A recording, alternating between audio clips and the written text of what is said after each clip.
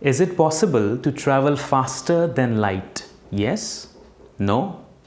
Well, you see, this is one of those trick questions because I did not specify in which medium. You see, light travels with a velocity of c in vacuum, and c has a value of 299,792,458 meters per second.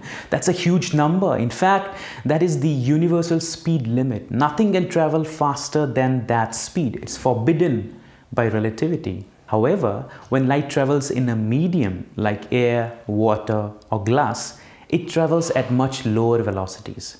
In fact, the velocity of light in a medium is given by c upon n, where n is the refractive index. Now let me rephrase that question. Is it possible for something to travel faster than light in a medium? Well, the answer to that question is yes. There are particles that can travel faster than light in a medium. And some very interesting things happen when that's the case. One of the examples is that of the Cherenkov radiation. So Cherenkov radiation is emitted when some kind of a charged particle is moving inside a dielectric medium with a velocity greater than the phase velocity of light in that medium. Let's explore that in a little bit detail. So if charged particles like electrons are emitted in some kind of a nuclear reaction and they travel inside a dielectric medium at very high velocities, then what happens is that along the trajectory of the electron, it interacts with the molecules of the dielectric medium. Every single interaction leads to polarization and subsequent depolarization of these molecules. This process leads to the emission of light in the form of spherical wavefront. So when a high energetic electron is moving through a dielectric medium, along its trajectory it is going to interact with a large number of molecules. All of them will get polarized and subsequent depolarization will lead to emission of radiation in the form of spherical wavefronts. Here the velocity of the electron is v and the velocity of the spreading of the wavefront is given by c upon n, which is the velocity of light in that medium. Now, three different cases are possible.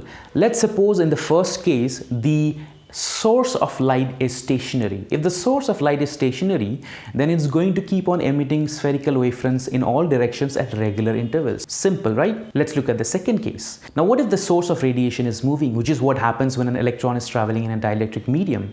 In this case, spherical wavefronts will be emitted along the trajectory of the electron. So here we have 6 different wavefronts which were emitted during 6 different points along the trajectory of the electron. Now, as you can see here, the electron is traveling slower compared to the wavefront itself.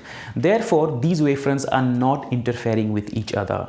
In fact, the only peculiar thing about this diagram is that there is a certain amount of Doppler shift which is happening along the direction of motion. Now let's look at the third case where the electron is traveling with a velocity faster than the wavefront itself. As you can see here, the 6 different wavefronts which are emitted now create a different kind of a diagram here. The electron is traveling with a velocity much faster than the wavefront. Because of this, the wavefronts are lagging behind. And as the wavefronts are lagging behind, they lead to a certain kind of constructive interference along a particular direction. It is this constructive interference of the wavefronts which lead to an intense coherent beam of radiation, which is known as the Cherenkov radiation. So as the wavefronts lag behind compared to the motion of the electron itself, they constructively interfere to create an intense beam of radiation.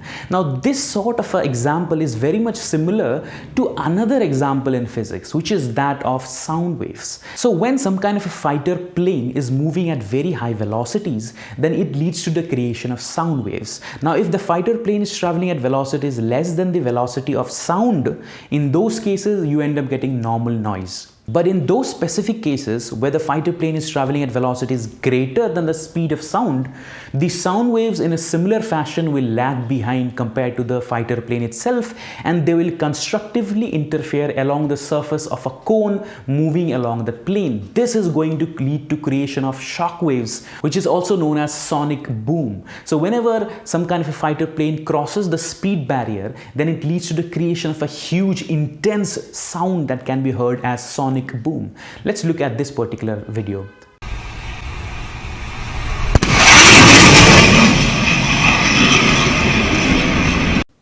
You saw what happened? As the fighter plane crossed the speed barrier, it led to a sonic boom, which was extremely intense sound. Now the sonic boom is created along a conical section traveling along with the fighter plane. You see here the conical section, this is how the shock waves are propagating. So what a sonic boom is to sound, Cherenkov radiation is to light. A similar thing is happening with light radiation. So coming back to our original discussion, Cherenkov radiation was created along a conical section when some charged particle like an electron is traveling in a dielectric medium with a velocity greater than the phase velocity of light in that medium itself. Using this diagram, we can also calculate what is going to be the angle at which this kind of intense radiation is emitted. So you see here the distance traveled by the particle is Vt, while the distance traveled by the wavefront is C upon Nt, and the cosine of angle theta is nothing but C upon Nt divided by Vt. T and T gets cancelled and you're left with theta is equal to cos inverse of C upon Nv. This is the angle at which these intense beam of radiation is emitted with respect to the velocity of the particle itself. So Cherenkov radiation is usually seen in nuclear reactors as some kind of a bluish glow whenever high energetic electrons are emitted in nuclear reaction and they end up traveling in the medium of water surrounding the nuclear. As you can see here, there is a bluish halo surrounding the nuclear reactor, which is the Cherenkov radiation. So that is it for today's video. I hope you enjoyed the video and learned something from it. See you in the next one.